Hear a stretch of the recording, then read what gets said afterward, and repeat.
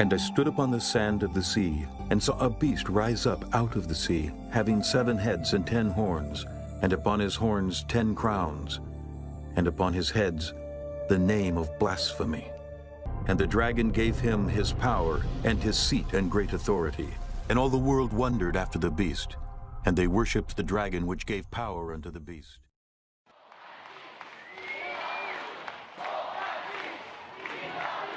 Thank God for Pope Francis. He's the rock star Pope. We love this Pope in an absolutely new and enthusiastic way. Buonasera. Revolutionizing the Catholic Church. He's the rock star pontiff.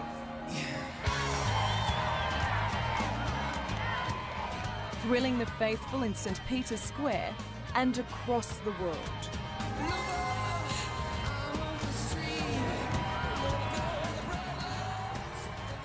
Pope Francis I is the new and revolutionary face of the world's largest religion.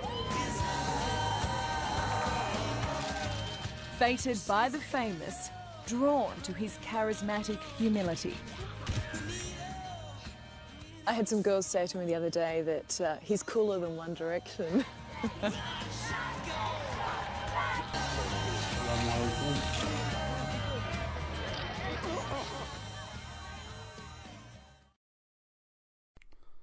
The sea beast that John sees in Revelation 13 is the same little horn power that Daniel sees in Daniel 7. This little horn power comes up from the terrible beast which is the Roman Empire. The little horn and the sea beast both have the same character, i.e. blasphemy against God. They both continue the same time, 1260 prophetic days, and they both persecute and kill God's people. This power is none other than the Papal Church of Rome, with that man of sin, the Pope, at the helm. And what does the world do according to Revelation 13? It wonders after the beast. Now there is only one kingdom on earth which the world is truly wondering after. Think about this. Is it Islam or a Muslim kingdom? No. Is it America? No. Sure, America does set the standard in certain areas, and the world does follow America to a certain degree, but it does not wonder after America. No, America has another role in the end times, which you will see. There is only one kingdom that the world truly wonders after, and that is the Papal Church of Rome, based at the Vatican.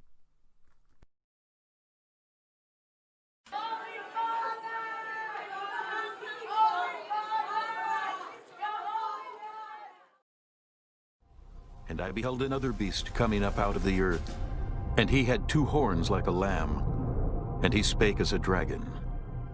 And he exerciseth all the power of the first beast before him, and causeth the earth and them which dwell therein to worship the first beast, whose deadly wound was healed.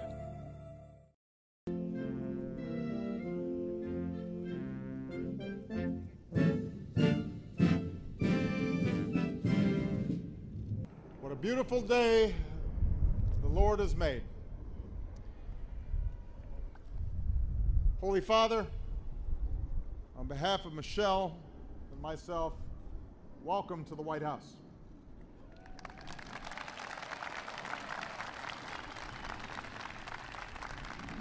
So on behalf of the American people, it is my great honor and privilege to welcome you to the United States of America.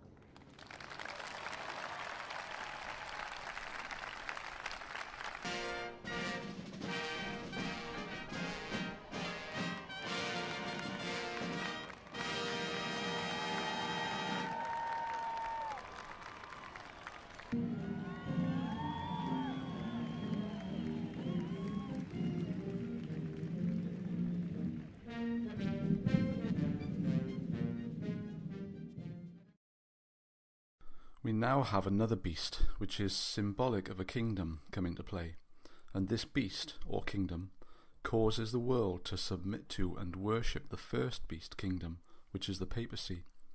Revelation 13 tells us that this other kingdom has 2 horns like a lamb. Who is the lamb in the Bible? It's Christ. So this nation rises as a Christian nation, but then later speaks like a dragon, and it has the power to force the world to submit to the Pope and the Papal Church of Rome. Friends, there is only one nation on earth that fits this, and that is America.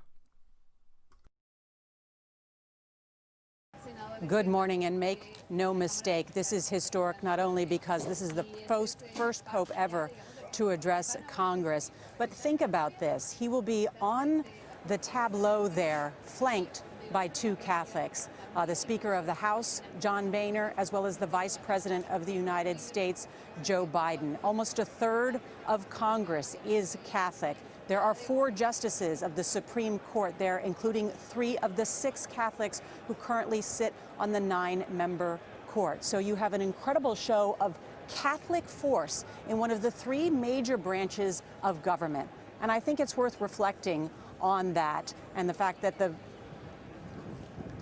And we're pausing now because we're going to hear the House Sergeant of Arms introduce and announce the Pope of the Holy See, Pope Francis, similar to what we hear on a State of the Union.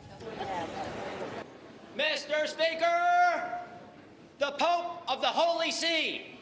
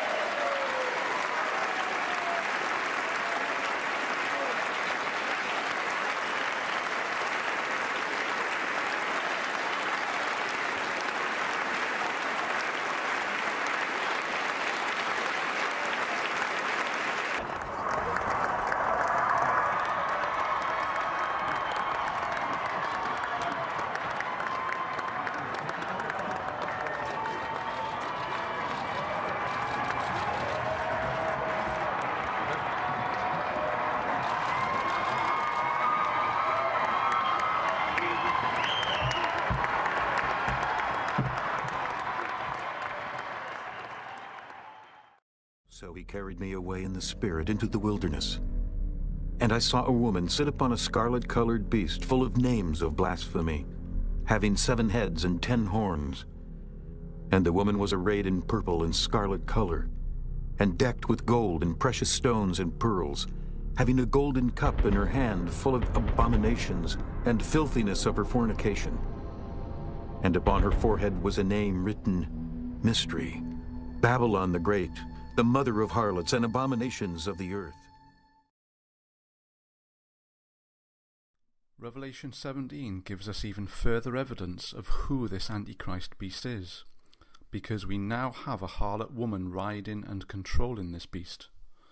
A woman in the Bible is a symbol of God's people, so this harlot woman is a symbol of an apostate church. Many people today think that Islam is Babylon the Great, but this cannot be, because Islam is not in control of the nations. It seems to be fighting against the nations, but Islam is certainly not in control like this harlot appears to be.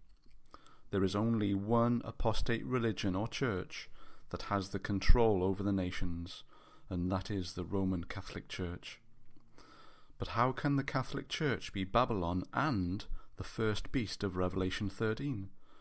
Because the beast of Revelation 13 is the papacy, otherwise known as the Holy See, which is the government of the Roman Catholic Church, and the harlot represents the church itself. So we have church and state. The beast is the state, and the harlot is the church. Babylon is the mother of apostate religions, and as Revelation 17 confirms, she has daughters whom are joining with her. in this massive ecumenical movement to unite all religions and churches. If there is no more protest, how can there be a Protestant church? Maybe now we're all Catholics again.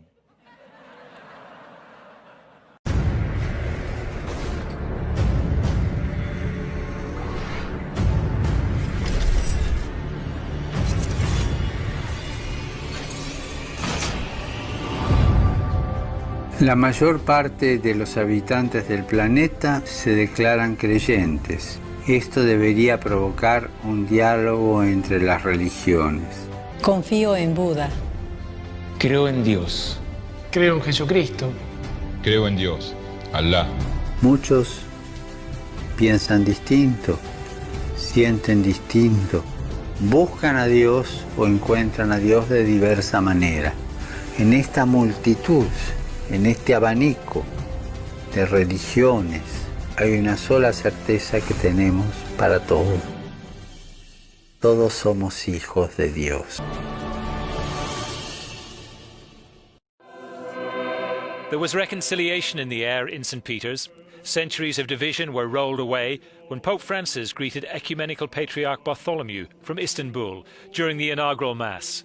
Such a meeting has not taken place since what is known as the Great Schism, which split Western and Eastern Christianity in 1054. We have far more in common than what divides us. When you talk about Pentecostals, charismatics, evangelicals, fundamentalists, Catholics, Methodist, Baptist, Presbyterian, on and on and on.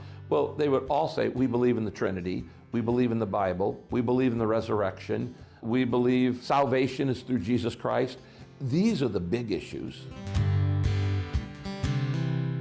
Sometimes Protestants think that Catholics worship Mary like she's another God, but that's not exactly Catholic doctrine. There's the understanding, and people say, well, what are the saints all about? Why are you praying to the saints? And when you understand what they mean by what they're saying, there's a whole lot more commonality. Now, there's still real differences, no doubt about that. But the most important thing is, if you love Jesus, we're on the same team. The unity that I think we would see realistically is not a structural unity, but a unity of mission. I just felt very honored and very humbled. Seeing the Pope give the Mass to 100,000 people that day, you just see, he has such a heart to help people. I love the fact that he's made the church more inclusive, not trying to make it smaller, but to try to make it larger, to take everybody in. So that just resonates with me. They want to see unity. They want to see unity. They want to see unity. Pastor Rick, thanks for being here. Hey, Raymond, it's good to hear you, and we've had a great 3 days. Now, why did you want to be part of this Vatican meeting, this international colloquy on marriage? Why did you consider it important that you be there and offer a message? Well, when the Pope invites you, you go. We had well, that's a good reason. Of course, the Vatican, as you have already talked about, invited about 300 religious leaders from all around the world to come and spend 3 days talking about marriage and family and the importance of the relationships between a man and a woman. And I was one invited to give a major lecture to represent the evangelicals, and it was a great honor to be here. We had a wonderful time. I've met so many cardinals and archbishops. A number of them told me they've read either Purpose-Driven Life or Purpose-Driven Church or both. And actually, a number of them told me they're following me on Twitter or Facebook. On Wednesday, Pope Francis met with leaders of different Christian denominations and also with heads of other religions. The group was in Rome to attend his inaugural Mass. The leader of the Orthodox Church, Bartholomew I, greeted the Pope and said his humility will bring the Christian message across to a lot of people. La scelta della semplicità da parte della vostra amata e onorata santità ha reso e rende evidente il criterio che vi guida nella scelta dell'essenziale. Ciò riempie di speranza i cuori di tutti i vostri fedeli, sparsi nel mondo, e in generale di tutti gli uomini.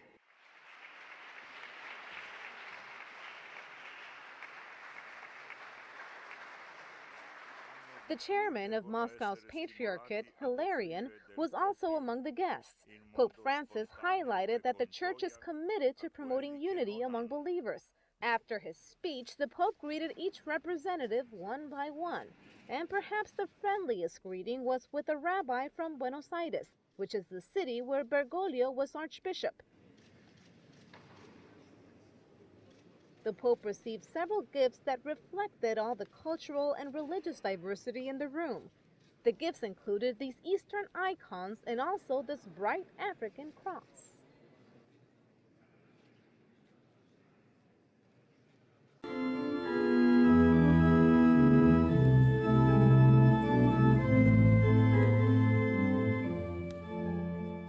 La domanda sul condividere, ma io mi domando,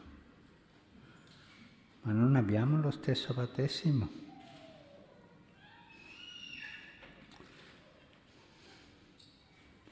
E se abbiamo lo stesso battesimo,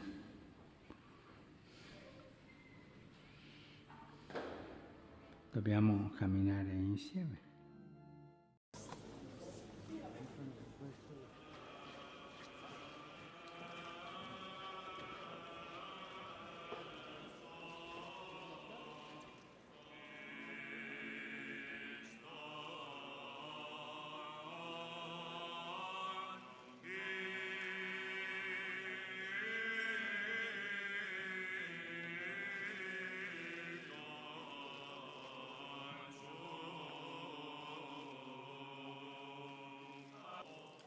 For the peace of the whole world, for the stability of the holy churches of God, and for the union of all, let us pray to the Lord.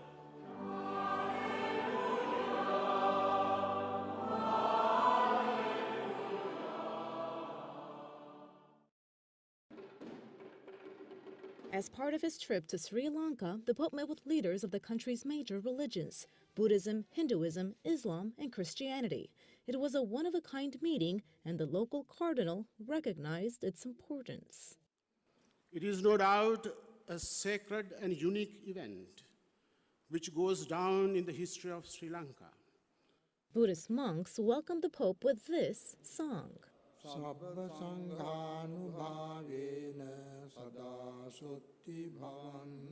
The Hindu representative gave the Pope a bright cover, while the Muslim leader condemned the recent attacks Islamic terrorists carried out in Paris and Pakistan. In his speech, the Pope explained that interfaith dialogue is a tool that fosters respect.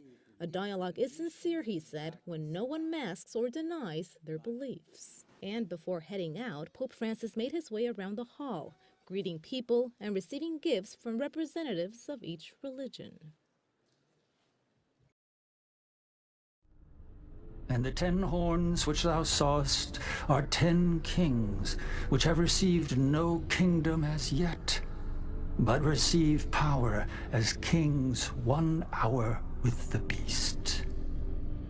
These have one mind, and shall give their power and strength unto the beast. The beast does not just comprise of the Papal Church of Rome. We also have the 10 horns which represent the leaders of the world nations, who give their power and strength to the papacy. These world leaders share the same goal as the Papal Church and give their support to it, which is why they are counted as part of the beast system. And what goal do they share? World unification. Pope Francis greeted 132 official delegations that came to Rome to congratulate him and welcome his pontificate. He greeted them one by one in St. Peter's Basilica. The Vatican was quite busy. Among the heads of state and dignitaries, there were 6 current monarchs, 32 heads of state, 3 heirs to the throne, and 11 government leaders. From Latin America, 10 heads of state attended. Among them was Chilean President Sebastián Piñera, who along with his wife asked the Pope to bless a few religious items. The President of Ecuador, Rafael Correa, brought his mother to the Mass. Brazilian President Dilma Rousseff was also there, as well as Mexico's President Enrique Peña Nieto, whose wife gave the Pope a papal hat. Vice President Joe Biden led the delegation from the U.S. The Chancellor of Germany, Angela Merkel, was also in attendance, as well as Spain's Prince and Princess, headed by the government's President, Mariano Rajoy. The world must unite. We must be together, regardless of nationality or race or faith, in fighting against the scourge of terrorism. We can and we will defeat those who threaten the safety and security of people all around the world. At a time when others are trying to divide us along lines of religion or sect, we have to reaffirm that most fundamental of truths. We are all God's children. We're all born equal with inherent dignity. We have to understand, an attack on one faith is an attack on all our faiths. We've got to make sure that hate crimes are punished and that the civil rights of all Americans are upheld.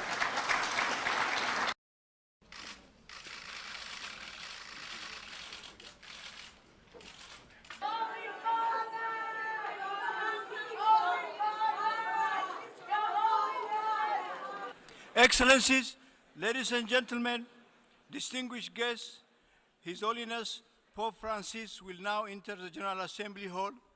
May I request representatives' attention as His Holiness makes his way to the rostrum. Thank you.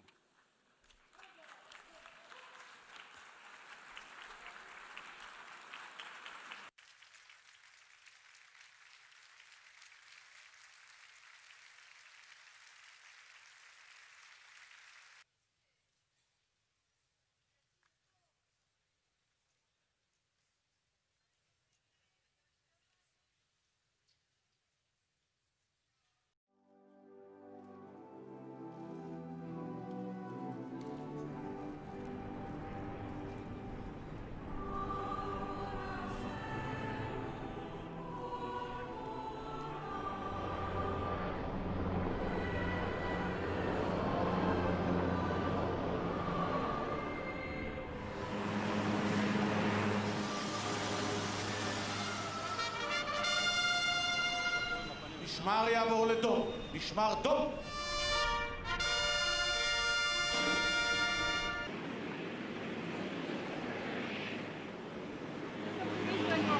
The President of the State of Israel and the Prime Minister. Me alegra poder haber venido y cumplir con la palabra.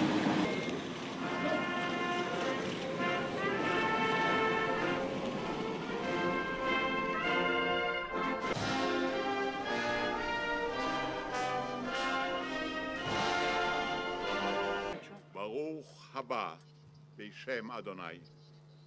ברוך אתה בשערי ירושלים.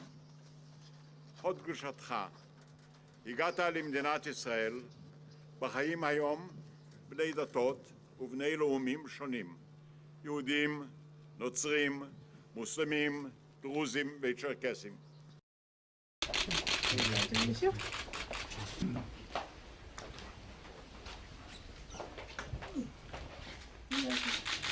Very nice.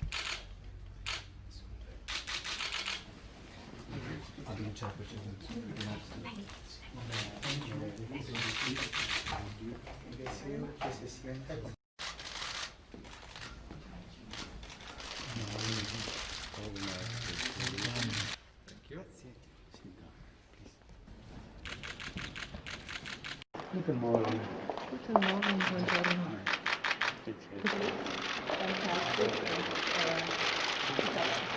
Jetzt auf Wiedersehen und dann sage ich.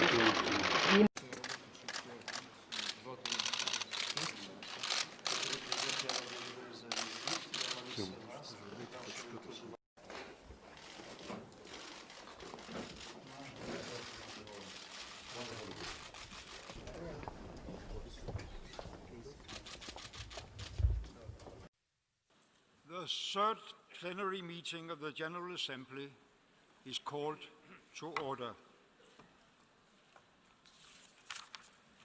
This morning, we shall hear an address by His Holiness Pope Francis of the observer state of the Holy See on the occasion of his visit to the United Nations. Your Holiness, heads of state and governments, Mr. Secretary General, Excellencies, ladies and gentlemen, it's my great honor to welcome you, Pope Francis, Bishop of Rome, to the General Assembly of the United Nations. For those of us who cherish the United Nations, this chamber is sacred space. In no other hall, from no other platform, can a world leader speak to all humanity.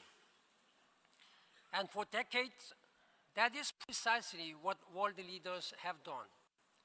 Kings and queens, presidents, prime ministers, ministers, and popes. But never in our 70-year history has the United Nations been honored to welcome a pope for the opening of the General Assembly.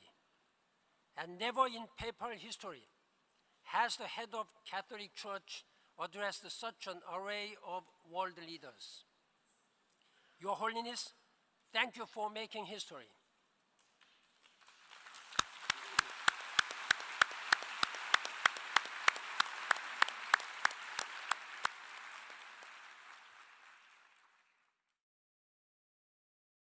Friends, we are seeing the final events of Bible prophecy beginning to be played out. America, the once Protestant nation where people fled to from the persecution of the Papal Church of Rome, is now speaking as a dragon and exercising all the power of the papacy before it, just like Revelation 13 says. The world is wondering after the Papal Church.